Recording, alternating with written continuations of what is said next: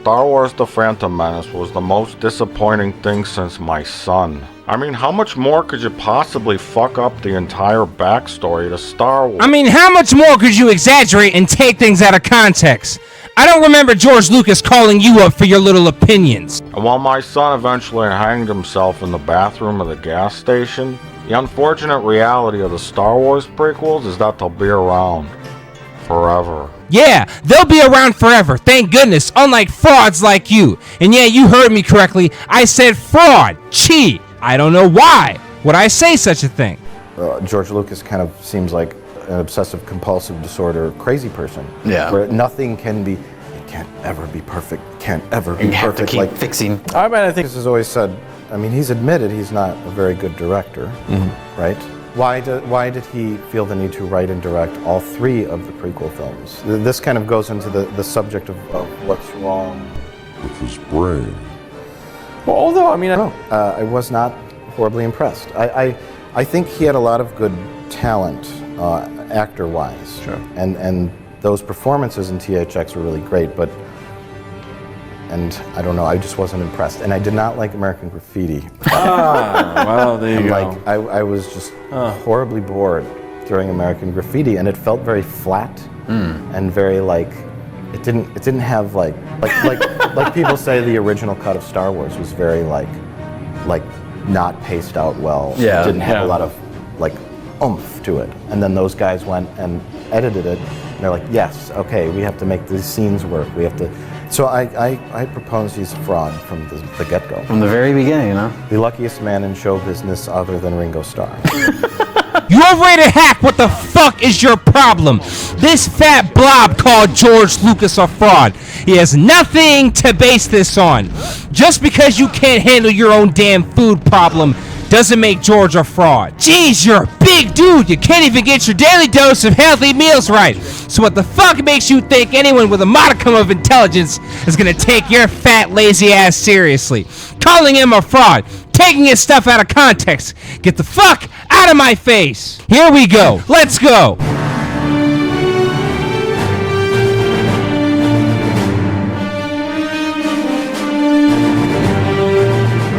That's the point, you dumbass! These are some intelligent and thought-provoking films, adding to the cinematic genre with unique storytelling, charm, wit, and even depth, an expansion of the Force, the philosophical concepts of the original trilogy. This is what makes these movies so special. There are no films with this level of depth, sophistication, and philosophical concepts. Not even Star Trek. Only the prequels managed to accomplish this. Yet they get all the hate from the dude who claimed George Lucas was a fraud. The dude who made false claims about the yes man argument. But when you see the behind the scenes of A Phantom Menace, an Attack of the Clones, motherfucker, what do you think that means? Oh, I'll tell you what it means. When you see the behind the scenes versus what Prequels said, you realize that he lied and exaggerated the behind the scenes. Then rudely, because he's still coping, accused George Lucas of being a fraud. You pompous, overrated douche. What is your problem? George himself, the creator of Star Wars, created Star Wars films, which had more depth than most of the overrated slop they release in Hollywood today. And yet you have the nerve to accuse him of something with no proof, no evidence, just taking shit out of context. You don't know what you're talking about. These are some of the most profound and thought-provoking films in our era. And I'll be damned if I let you and your little opinion have any say in the matter. They will never go away.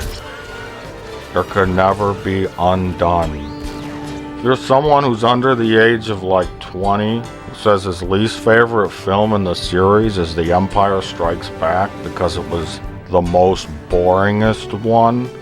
Then I suggest you shut this review off right now before I carefully explain how much of a fucking idiot you are. It's not that Empire was boring, it's excellent. It's just the fact that something your ego didn't consider. Some people prefer other films over Empire, like A New Hope or Return of the Jedi. I personally think Return of the Jedi is better than Empire in every way. That doesn't mean I thought Empire was boring, genius. Just means, hey, I prefer Return, that's it. So where do I possibly start? Lisa hate you, Crunchy. Nothing in The Phantom Menace makes any sense at all. comes off like a script written by an 8-year-old. First off, if you're gonna make such a broad claim, you gotta actually know the plot. What is the plot of A Phantom Menace? Here it is. The Trade Federation is formulating a blockade on Naboo. The two Jedi are sent in to quell the issue. The rest ensues. There you go, Plinkett. Something you couldn't do, and also something that in 20 years apparently Cosmonaut, as he stated, couldn't do. But I did. And other prequel fans are able to break down the plot. There you go. Have you lost your mind? There is some extremely intelligent and profound dialogue in this movie. It's no joke. You regulate that level of intellect to an 8-year-old. That sounds like projection to me. Some of the stuff you say sounds like an immature dumbass who projects his issues onto George Lucas. It's like George Lucas finished the script in one draft, like turned it in, and they decided to go with it without anyone saying that it made no sense at all or was a stupid, incoherent mess. Oh, don't start with that yes man bullshit. Oh, it's like no one spoke out against George during the film. Don't even go there, because during the behind the scenes, people are working together on this. And when you are the one writing and directing, you're obviously going to have the final say. So you're basically saying he shouldn't have wrote or directed it. He wrote and directed A New Hope, a movie you like. So why is it bad when he wants to write and direct the prequels? He worked hard on what he achieved. You don't know what you're talking about. When a director and writer is doing this, they have to have some kind of creative control, because they're the ones writing and directing, genius. That doesn't mean others don't have input. They can add their creative say. However, the final say is the director and writer. That's the point of being a writer and director. What would be the point? You didn't have the final say. And despite this, people still had ideas, still worked with George. He worked with actors, producers, people involved in the film. He worked together with them. He did not act in the way you painted in this review. When you see the behind the scenes, you'll see that George is working with people, and he's quite humble. So different from the fake picture you painted, Plinkett. I guess at this point, who's gonna question George or tell him what to do? I take it you say action after we roll camera? I'll say You action. don't. Sometimes I forget. People forget. If I forget to say action or cut, just step in and say action or cut. He controls every aspect of the movie. He probably got rid of those people that questioned him creatively a long time ago. Where in the flippity flying fuck is your proof for such a claim, Plinkett? If you're gonna make a broad claim, the motherfucker, you better bring the evidence. And if you don't have any evidence to support your broad claim, then it's false. And you lied to an entire generation of people. Truth is, guys, George had all kinds of people working with him. He was just the writer and director. So that's why he had so much creative input. But he didn't restrict people. That accusation belongs to yours truly, Caitlin Kennedy. She's the one who restricted people and interfered with the creative process, even controlling how actors reacted to the film, like Mark Hamill, controlling him on Twitter. When did George ever get on Ewan McGregor for his stance on the special editions? He thought the original trilogy was better than the special editions, and yet George didn't silence him. People had their own ideas. George didn't silence them. That's why he allowed something you don't pay attention to. He allowed an entire expanded universe and even novels of the film, and even allowed aspects of the film and even allowed aspects of the novels in the film to be canon. He also greenlit the expanded universe, which expanded not only the original trilogy and the other EU stories, but expanded on the prequels, the Clone Wars multimedia project, something I'm sure you barely know, considering you're an original trilogy purist. So George allowed all that, something you never see Caitlin allow, but you want to accuse him of being controlling. Get the fuck real. I also think that everyone just assumed that a Star Wars prequel will be an instant hit, regardless of what the plot was. Really, how hard could it be to screw up? Regardless of the plot, everyone assumed it would be a hit just because it's Star Wars. Actually, no. That can have pressure from the individuals who are making it, wondering, okay, so we gotta do this, we gotta do that. This means that they had to think carefully about what they were doing, because this isn't just any franchise, it's Star Wars. Which means they had to pay closer attention to Lucas, because only he knows what Star Wars is. No one is gonna have that creative authenticity like George. It's like screwing up mashed potatoes. You boil the water and pour the packet. Number 1, the characters. The biggest and most glaring problem with the Phantom Menace is the characters. Number 1, characters. First off, the characters have some really intelligent dialogue that flew over many people's heads. Second off, here goes the characters. Padme Amidala is trying to stop the Trade Federation from the taxation blockage of her people, which is causing her people of Naboo to starve. Something must be done, but the Council is taking too long to make a decision, so she has to take matters into her own hands. Qui-Gon Jinn, smart, intelligent, slick, sly, kinda cool. He has a very sly way of achieving his goals, yet he's a righteous person. He is one of the most iconic and brilliant characters ever put to the Star Wars universe. He's so wise, incredible, and smart. You can see where Obi-Wan got his slyness and wit from. He has a very witty mouth. He'll say things like, "The ability to speak doesn't make you intelligent." That is some thought-provoking dialogue. That shows you that George Lucas is a highly intelligent person, so he makes some pretty sophisticated shit. And this is the pinnacle. Qui-Gon Jinn, one of the most thought-provoking characters ever put to Star Wars. And that's just two. Need I go on? This is like the most obvious part of movie making, but I guess I gotta explain it when talking about this turd. Let's start at movie making 101, shall we? You see, in most movies, the audience needs a character to connect with. Typically, this character is something called a protagonist. When you're in a weird movie with like aliens and monsters and weirdos, the audience really needs someone who's like a normal person like them to guide them through the story. Now this of course doesn't apply to every movie, but it works best in the sci-fi, superhero, action, and fantasy genres. I picked a few examples to illustrate this point. Marty McFly, John McClane, Billy Peltzer, Sarah Connor, Neo, Charlie Bucket, Peter Parker, Cliff Secord, Johnny Rico, Rocky Balboa, and Kevin Bacon. Why are you using characters that are completely different from the characters in the movie? This is a sci-fi film. They're in a galaxy far, far away, so they aren't going to speak or be like what you see or hear on Earth, so it makes sense that they would be different. Plus, you want to do something different from the original trilogy. George Lucas does something different from the original trilogy, and you complain, but when Disney copies the OT, it gets a free pass? What? Because there are fans defending the new films, but trashing the prequels. Like, don't you see how hypocritical that is? You got to be consistent. Disney copied the original trilogy. George wanted to do something different from the original trilogy, and he gets hated on for it. Ridiculous. So in addition to being like an everyday kind of schlub, usually the protagonist is someone that's down on their luck, in a bad place in their lives, or someone where everything just doesn't always go perfectly for them. Either you choose to be at your desk on time from this day forth, or you choose to find yourself another job. Well, maybe it's time to get a real job. No McFly ever amounted to anything in the history of Hill Valley. Eventually they'll be confronted with some kind of obstacle or struggle that they gotta deal with. War! We're going to war! If we like them, we hope they succeed.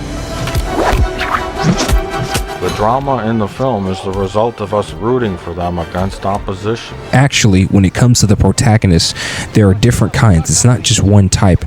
Not even usually. You see, look at the protagonist from Spider-Man Homecoming. He's not down on his luck. He's not in a bad place in life. He has success with the Avengers and Tony Stark. There are different protagonists where the conflict lies, however, are in different areas. Where you don't have a conflict in one place, it'll be made up for in another. Hence, Vulture and the girl he likes. Spoilers, and the fact that Vulture is her father, and he's a dangerous man. See, so there are different protagonists where their conflict lies in different areas. You basically are stereotyping something that's a bit more complex. Ah, yes.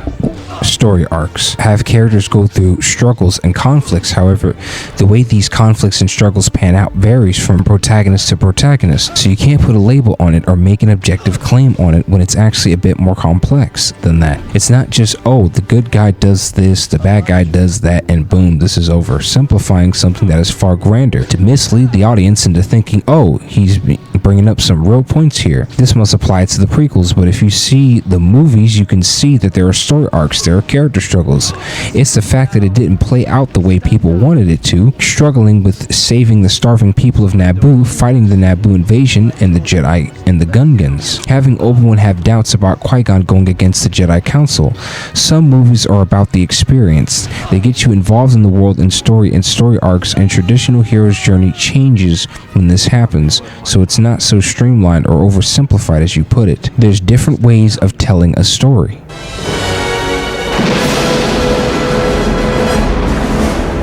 Go get him, kid. Eventually, our will find themselves in the lowest point where it seems like all is lost. But eventually they'll pull through and conquer whatever force opposes them. You're a terminated fucker. It's satisfying when our hero gets ahead from where they started off at. I love you. They make like a change. This is called an arc. Often too, they'll get the girl in the end as icing on the cake. Now I need to explain that I don't think that all movies should be the same or conform to the same kind of structure, but it works well in certain kind of movies. So unless The Coen brothers, David Lynch, Paul Thomas Anderson, Stanley Kubrick, Alfred Hitchcock, Lars von Trier, David Cronenberg, Gus Van Sant, Quentin Tarantino, John Waters, Wes Anderson, Sam Peckinpah, Terry Gilliam, Martin Scorsese, Werner Herzog, or Jim Jarmusch. You really shouldn't stray away too far from this kind of formula. So if you don't think movies should be the same or conform to the same structure, why did you just bring up the fact that all these movies conform to the same structure? So an unconventional movie that goes against this structure is therefore bad? You know, there's another film that doesn't follow the traditional structure of filmmaking. This is Stanley Kubrick's The Killing. Non-linear storytelling, unconventional execution, especially for its time. Christopher Nolan's Tenet. No linear structure, taking the normal structure of filmmaking and flipping it on its head at every turn throughout the entirety of the film. So much, you gotta watch it more than once to fully get it. These movies are critically acclaimed, and they didn't follow traditional film structure or even the traditional aspects of the hero's journey. So the point stands that you don't have to follow traditional film structure to create a movie, unless you're the Coen brothers or all these other directors like David Lynch, then don't try. What's the point? I can't do anything right. You'll do fine. Get the fuck out of here. You can kiss this ass because, first off, that's some of the worst criticism. You're basically saying, oh, unless you're these people, don't go against the traditional aspects of the hero's journey. That's fucking stupid. Just because your dumbass can't wrap your head around unconventional shit doesn't mean other people can't try. You idiot. What are you thinking? Oh, well, only these directors can do it, but not George Lucas. Kiss my fucking ass. It's the worst logic fucking ever. You're the one they go on and on about and claim is such a big deal in the Star Wars community. You're the one who made people hate the prequels after the AOL chats. You're the dude they praise. You can't even research, get your facts straight. Get the fuck real. especially if you're making a movie that's aimed at children that has a cartoon rabbit in it that steps in the poopy. Actually, he's an amphibian, and also the movies are for everyone, so it doesn't matter. This is all, of course, completely applicable to the original Star Wars film and the character of Luke Skywalker. I want to learn the ways of the Force and become a Jedi like my father. This was accomplished even without all the wonders of modern CGI. Now, with all you've just learned in this video that I've made for educational purposes, I want you to tell me who the main character of the Phantom Menace was. You want to know, genius? It's on the tip of my tongue. Getting warmer. Getting warmer. It's Qui-Gon Jinn.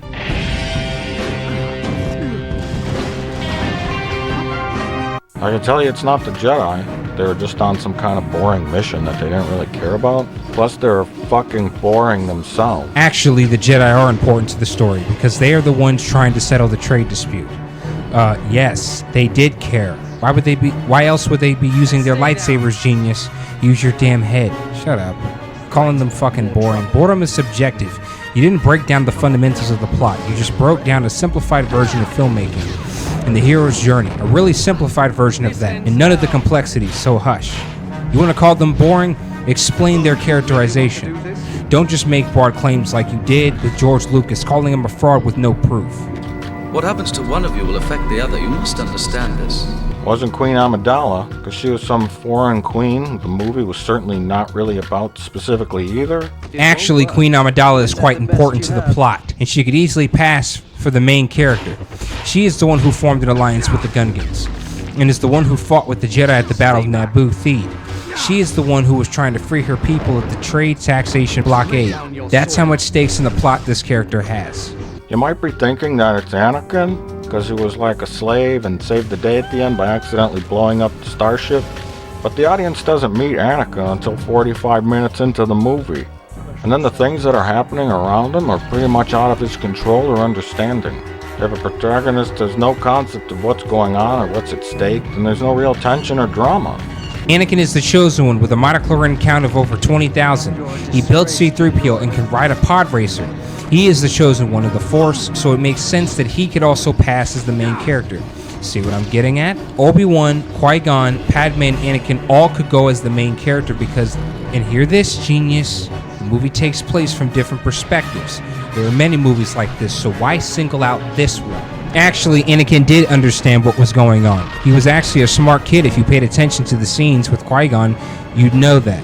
Anakin understood a lot of what was going on. He was not only smart, but he could build things, fix things, and knew a little more than all the other kids, because he's really Force sensitive, and also his character was an intelligent person. Pay attention to the film, dude. No real tension or drama. Oh, so the Battle of Naboo Theed? Fighting to keep your people from starving, while the council doesn't try to intervene in the issue? You're telling me that had no tension? Really? Battle of Naboo with the Gungans and Trade Federation. The tension when the Jedi are fighting for the freedom of an entire people. I see. So you came to an objective conclusion about, oh, so there's no story and that's it? Just because you couldn't wrap your head around what was going on doesn't mean there isn't a story. Just means if a doctor took a look at your head, he'd say there is no brain. Without that, there's no story. So the conclusion is that there isn't one. Just get out of here, you stupid, dumb animal! Before the movie opened, I was really excited to hear that Scottish actor Ewan MacDonald was going to be playing Obi-Wan Kenobi. I thought that was a great choice, and he'd be perfect as the lead of this movie. But he wasn't really. He just sat on the ship and complained a lot. The Queen's wardrobe, maybe, but not enough for you to barter with. Not in the amounts you're talking about. Obi-Wan was slick, sly, and had a certain way with his words. He was young and didn't have the same level of wisdom he would once have later on. That's why he questions Qui-Gon going against the Jedi Council's orders. And he's even criticized Jar Jar. That's why he questions Qui-Gon going against the Jedi Council's orders. And he even criticized Jar Jar. However, he was young. He didn't know the same level of wisdom yet. All this is in the movie, and all you had to do was pay attention. Obi-Wan even has disputes with Qui-Gon about the Jedi Council and about the Jedi way. And Qui-Gon has to show him the way. And sometimes you have to think for yourself. All this is in the movie. That's why Qui-Gon tells Obi-Wan, be conscious of the future. He agrees, but not at the expense of the present moment. This was a Jedi monk trained at a young age to be detached from modern life. He was young and a completely different person from who he was in episode 4. Have you ever seen how monks talk and act? They are very detached from the world, so they act and speak in this manner. That's Obi-Wan, quite detached from worldly things. Young Obi-Wan is not the same character as older Obi-Wan in A New Hope. So you may like the characters. No. If you're stupid. Shut up. Let me clue you in on something, genius. People love Martin Scorsese, Taxi Driver, Godfather, Blade Runner, and tons of other masterfully made films, so why the fuck is it a problem to like characters like this? Don't even. Nobody needs you for approval. But let's ask some real people about the Star Wars characters and see what they say. I posed this simple challenge to them. Describe the following Star Wars character without saying what they looked like, what kind of costume they wore, or what their profession or role in the movie was. Describe this character to your friends like they ain't never seen Star Wars. The more descriptive they could get, the stronger the character, eh? Han Solo. He's a rogue. He's very arrogant. Charming, roguish, if you will. Han Solo is totally dashing. Wannabe dashing.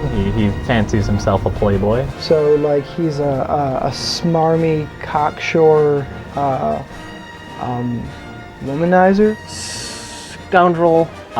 He is pig-headed. Completely sexy. In like a bad boy sort of way, where like he's gonna ride the line. He's got a bit of a dark streak to him with shooting Greedo in the bar.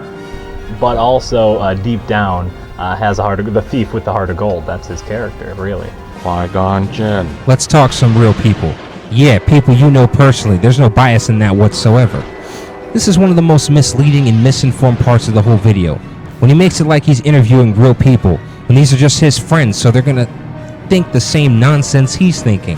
Nice try, by the way. Saw through that, and now at this moment I'm here to say that I see through it now, so don't even try it. Describe Qui-Gon Jinn.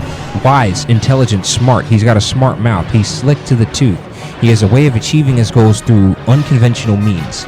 He's very wise, patient, strong-willed, and has a sharp mind. There goes Qui-Gon, so next time, instead of getting your buddies, get people outside of your biased circle. Queen Amidala. That is going to be fucking impossible because she doesn't have a character. Queen Amidala, strong-willed, fierce, and brave, always willing to go in and determine her own fate. She takes matters into her own hands as the council is taking too long to make a decision on the invasion of Naboo. She is also a political idealist, so she has views on how to make their society better. Queen Amidala. Oh, thank goodness it's over. Man, Plinkett drives me freaking insane. Hey, thank you for watching.